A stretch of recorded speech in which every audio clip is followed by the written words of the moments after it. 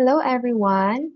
For today's lecture, we will discuss the historical development or the historical perspectives of computed tomography, or also known as the CT scan. So, the invention of the CT scanner has revolutionized the practice of radiology. CT or computed tomography is so remarkable that in many cases it generates a dramatic increase in diagnostic information compared with that obtained by conventional X-ray techniques. This extraordinary invention was made possible through the work of several individuals, most notably Godfrey, Newbold, Hounsfield, and Allan MacLeod Cormack.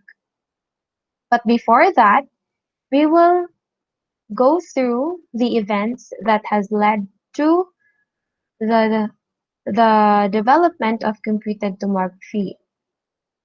So it all started in 1895 when Wilhelm Conrad Röntgen discovered X-ray in Würzburg, Bavaria, Germany, exactly on November 8, 1895.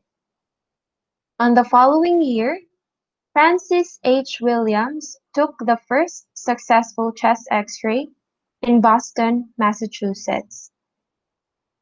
And Francis H. Williams was also renowned as the father of chest radiology, as he was the first one to take a chest X-ray image from a human.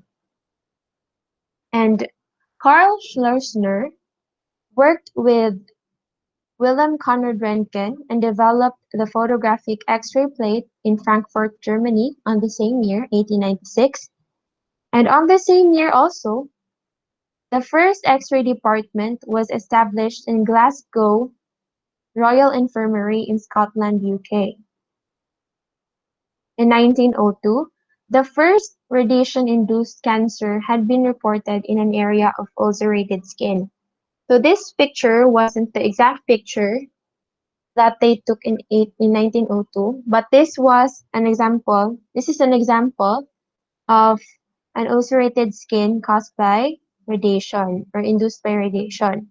So the first radiation-induced cancer was reported in 1902 was skin cancer. This skin cancer was observed on the hand of a radiologist working with X-rays. So siya ang first na-report that na-report na nagkaroon ng skin cancer that was induced by radiation in 1902. In 1913, William David Coolidge invented the hot cathode X-ray tube, or also known as the Coolidge tube. And in 1917, Johann Radon demonstrated that the image of a 3D object can be reconstructed from an infinite number of 2D projections of the object, providing the mathematical basis for CT image reconstruction. In 1921, André Bocage developed a focal plane tomography in Paris, France. In 1930 to 1931, Alessandro Vallebona developed stratigraphy, while it was Bernard Schütz's Deplon developed planigraphy, planigraphy. In 1937, William Watson patented axial transverse tomography and obtains the first radiograph using this technique. In 1961, William Oldendorff built a model tomographic scanner that utilizes the techniques later developed independently by Hounsfield and Cormack in Los Angeles, USA. In the same year, 1961, James Robertson and his associates at Brookhaven National Laboratory built the first single-plane PET scan, nicknamed the head shrinker.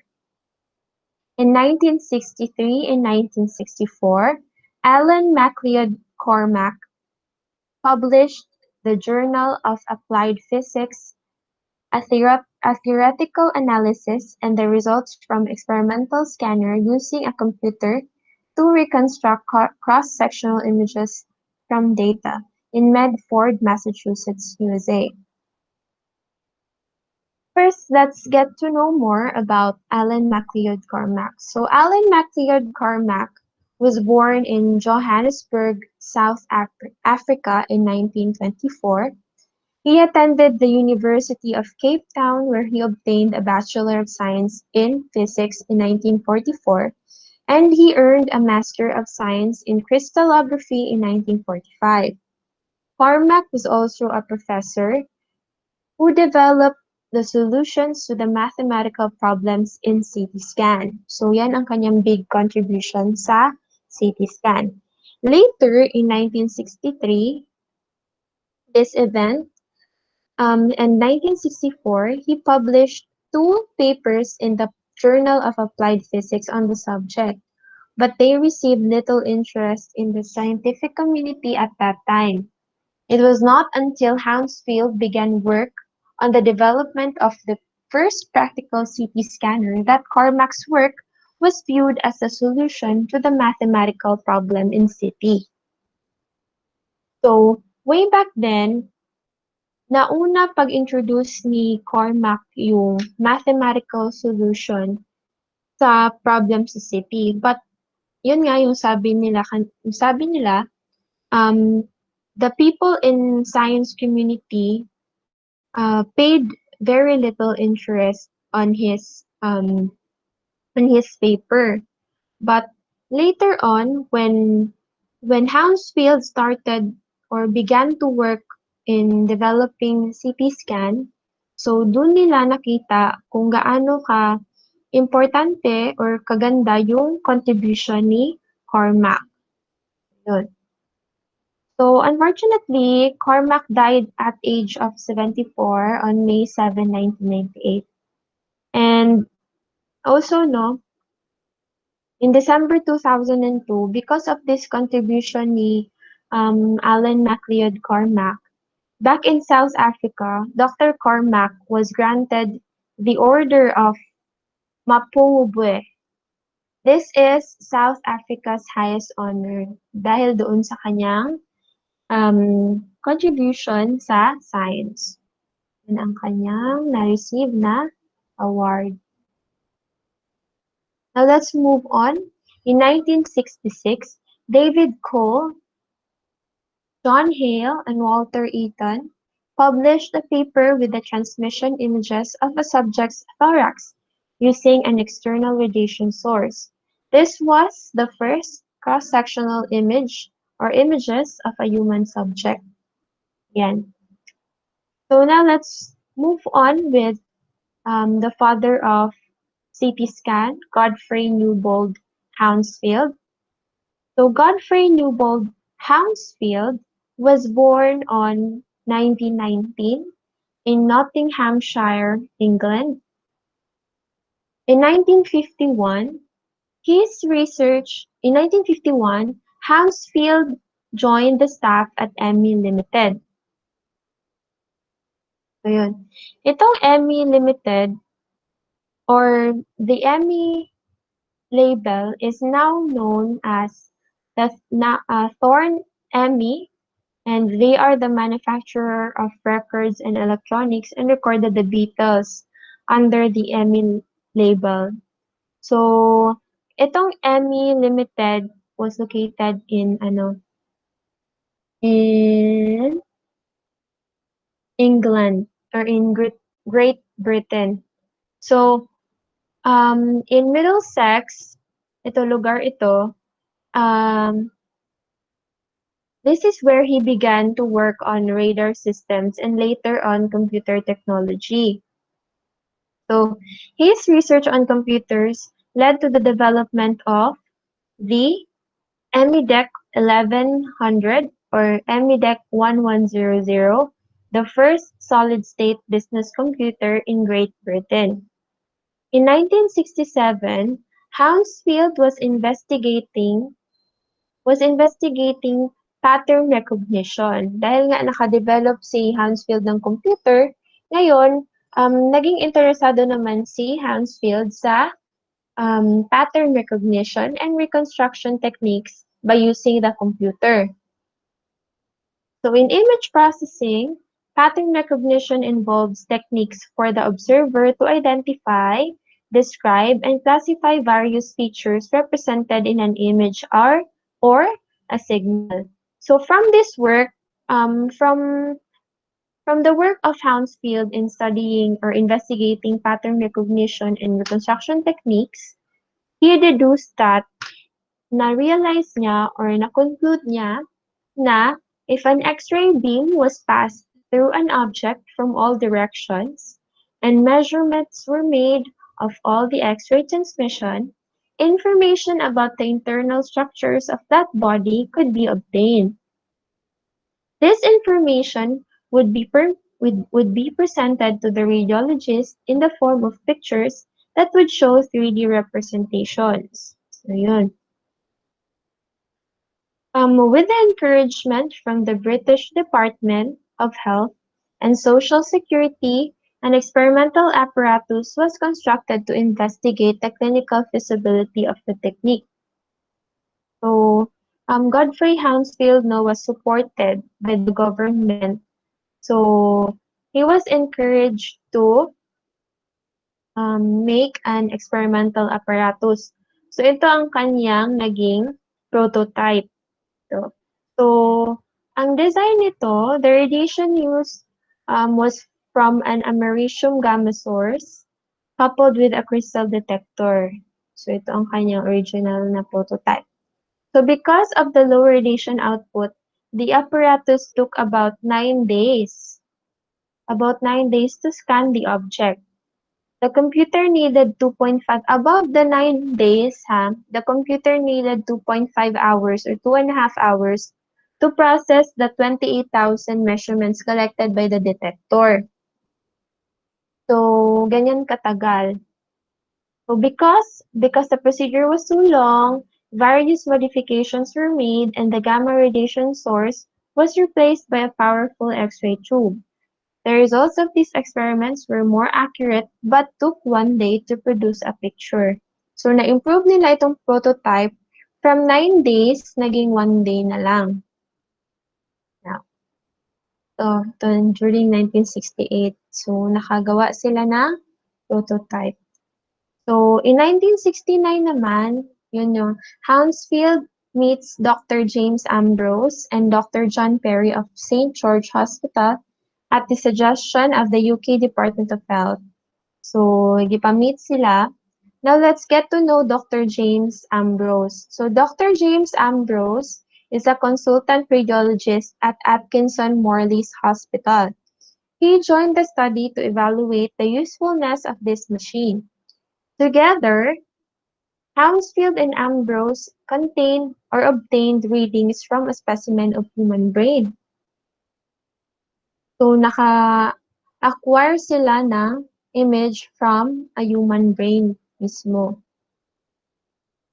And the findings were encouraging in that tumor tissue was clearly differentiated from gray matter and white matter, and controlled experiments with fresh brains from bullocks showed detail such as the ventricles and pineal gland. Experiments were also done with kidney sections from pigs.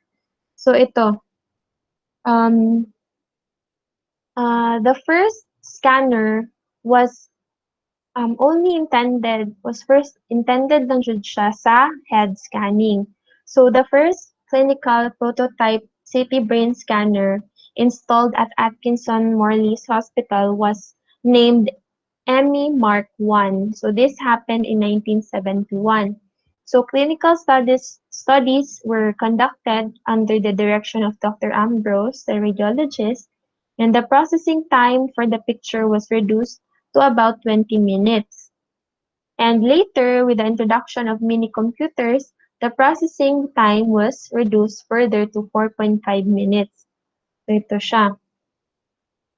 So the first brain scan happened on October 1, 1971. So a little background of this patient. So this patient was complaining of headache. So they suspected that this patient has brain tumor. But later on, they discovered that this is not a tumor, but a cyst. Yun. So in 1972, after this event happened, yung first head scan, Hounsfield and Ambrose had a lecture at BIR Annual Conference in London, UK, and Godfrey, Hounsfield, and James Bull had a lecture at, at New York, USA, showing first clinical CT images. And also, in 1972, the first CT scanner demonstration happened in the United States at the Mayo Clinic in the US. In 1973, Godfrey Hounsfield improved na-improve yung image quality. So, yung hindi siya na-improve. Ang original na quality na image was 320 by 320 image matrix. So, ganyan ang quality ng image. And in 1973 po, Emmy awarded the Queen's Award for Technological Innovation for the Emmy scanner. And the first clinical patient scan in USA at the Mayo Clinic, it happened in 1973. So, yung first scan happened in Britain or sa UK. Ang first naman na scan sa US happened in 1973 sa Mayo Clinic. And during this year, Robert Ledley developed a whole body CT scanner, later marketed by Pfizer. So, in 1975, a prototype of the ME CT1010 body scanner installed at Atkinson Morley's. So, nag-improve sila. Body scanner naman. From head scanner, nag-innovate sila ng body scanner. In 1978, ang quality na ng image was improved to 512 by 512. And at this time, during this time, 200 scanners were already sold in the US. And an ECG synchronized CT scanning was also made possible. In 1979, Hounsfield, together with Allan MacLeod Cormack, a physics professor at Tufts University in Medford, Massachusetts, won the Nobel Prize in Medicine and Physiology for their contributions to the development of CT. 1979. In 1981, yung scan time was reduced to 3 seconds na lang. And Godfrey Hounsfield was knighted in London, UK. In 1985, the scan time was reduced to 1 second na lang. And by 1987, the image quality was improved to 1024 by 1024 image matrix. In 1989, the first spiral or helical CT was manufactured by Siemens and enters the market in 1989. And during this time, Dr. Willie A. Callender invented or developed the single slice spiral or helical CT. And this spiral or helical CT allowed volumetric scanning, which also allowed scanning larger volumes in less time. In 1992, the Allan CT Twin was the world's first multi-slice. Actually, it was double-slice CT scanner. So, ito ang first multi-slice na CT scanner, ang Allan CT Twin in 1992. So, this system could acquire 2 images with every rotation of the gantry. And this was something no other scanner in the world at that time could do. In 1994, the scan time was reduced now to 0.75 seconds. In 1998, the 4-slice scanners were available, and the scan time became 0.5 or half second na lang. In 1999, Dr. David Townsend and Dr. Ron Nutt developed PET-CT. So, gi-incorporate nila ang PET detectors sa CT scan. So, that was made possible by Dr. David Townsend and Dr. Ron Nutt. In 2002, 8 and 16 slice scanners were introduced, and in 2007, there were already 72 million CT scans performed in the US. So, that concludes our lecture for today. Thank you so much for your time.